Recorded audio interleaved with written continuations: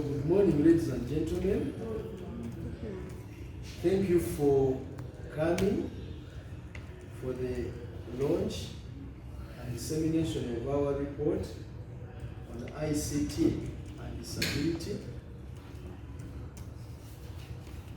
This report is a product of the collaboration between the people and the policy. For those of you who don't know NODIPO is National Union of the Disabled Persons of Uganda. It brings together organizations of all persons with disabilities in Uganda. And the vision of NODIPO is dignity for every person with disability. So we want to see a situation where persons with disabilities live a dignified life and they have livelihood to support their existence.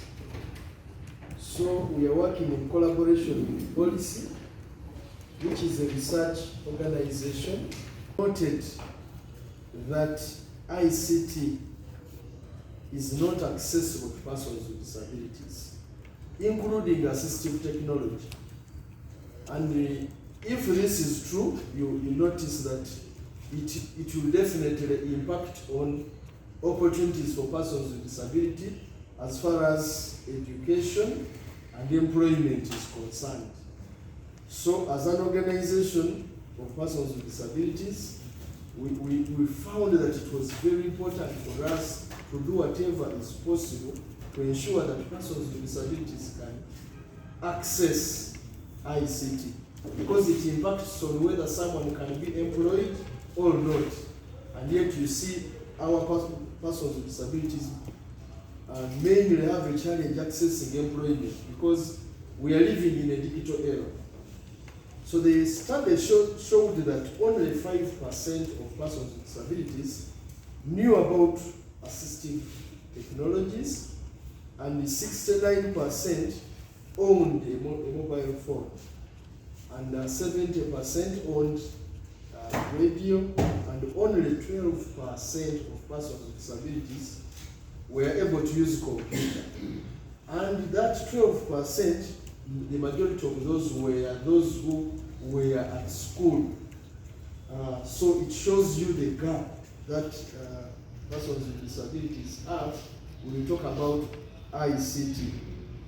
That study mentioned that only 15% were able to access ICT, while 25% did not even know about the internet. So that was a study done by UCC in 2013.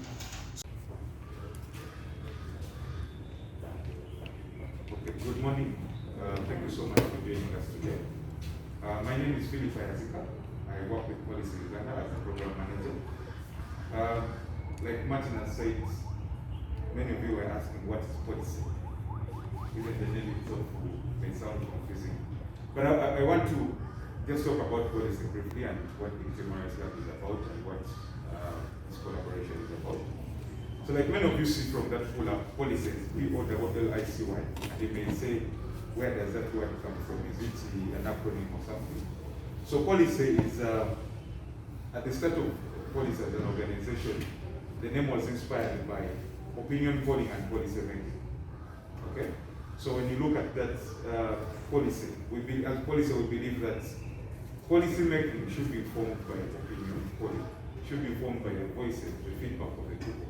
That is where policy comes from, and it is just the merger of those two sentences: policy and opinion polling, policy making and opinion polling. So what policy is about? We are a civic tech organization, and our mandate is to improve service delivery for people, and we do this by interacting with the various policy makers, governments, civil society, and NGOs. And our core is data design and technology. Of course, we use solutions like engagement, empowerment, and experimentation. Persons with disabilities are out there. We need to know how many women are out there. We need to know how many people are in these communities before we can even go ahead and plan. And data informs all this. It informs the kind of policies we make, it informs where money is invested and etc. So as evolution, things have changed, the century is changing. Everything is digital. Human rights violations are going digital. We have emerging trends like online gender-based violence. Some of you may even say, is that a thing? But these are the cases, there's online gender-based, there's gender-based violence that is manifesting online. Initially, we only knew gender-based violence in homes and man beating wife and being battered and etc. But these things are moving online. What am I trying to say? Human rights violations are moving online. So what is stopping human rights defenders from adopting ICTs and using ICTs? And as the Digital Human Rights Lab, we found out that sometimes it's lack of peer-to-peer support within human rights organizations. They don't have a space for collaboration. They lack digital skills, and that is what the Digital Human Rights Lab is about. So it is a project that is funded by the GIZ under the Digital Africa Digital Program, and all of these are hindering persons with disabilities from living independently and enjoying their full human rights.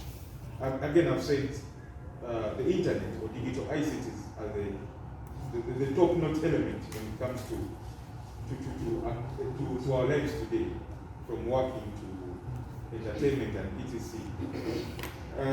We know that the internet is not only an enabler of human rights, but it's a human right in itself. So why irate the persons with disabilities? Why are they enjoying full access when they're utilizing ICTs, when they're utilizing internet to the brim of it? Because internet fosters freedoms of expression, connecting with others, and I think, like any other human being, persons with disabilities have this right, and they should be able to access these things. And I'm glad that in the room today we have policymakers, people that have a seat at the table to sort of push these things, right? What we wanted was the country to appreciate. In fact, we were in Serena, and it was a national coverage. All stations were there. We wanted the country to appreciate why we should benefit, so we should invest in children. Now, here we are today. We are talking about these expensive things. Very true. Our population cannot appreciate. Oh, they want, but the appreciation and the demand is not there. I was still sharing with the two, Chris. Last year, when we were celebrating the International Day of Persons with Disabilities, those people were there, those items. When we were at Sheraton, those who remember. But because I was the MC, I was telling people, please go and visit the store. No one went. Why? They don't appreciate, they don't understand what we're talking about. Even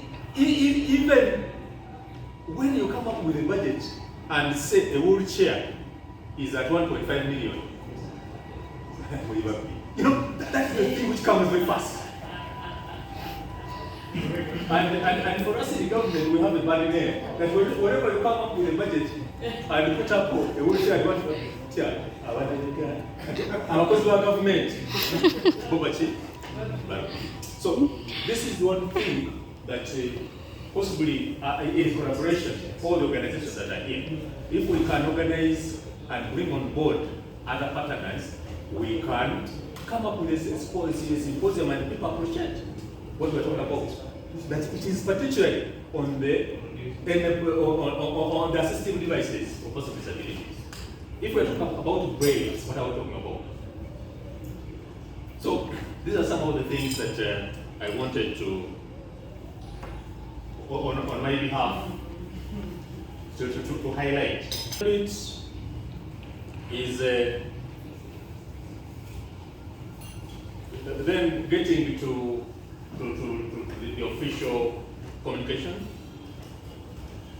I was saying I bring greetings from the Minister of Gender, Labour and Social Development, in charge of disability and elderly, and the team from the Ministry, both the technical and the political teams.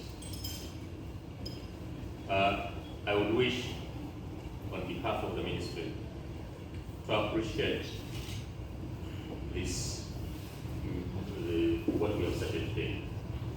As we come here to launch a research on ICT among persons with disabilities. It is a step in the disability movement. Some of us who have been there long enough, we appreciate what this means. So I need, on behalf of the ministry, to sincerely appreciate. I've listened. The guest of honor has gone further to unpack and has really guided us a lot.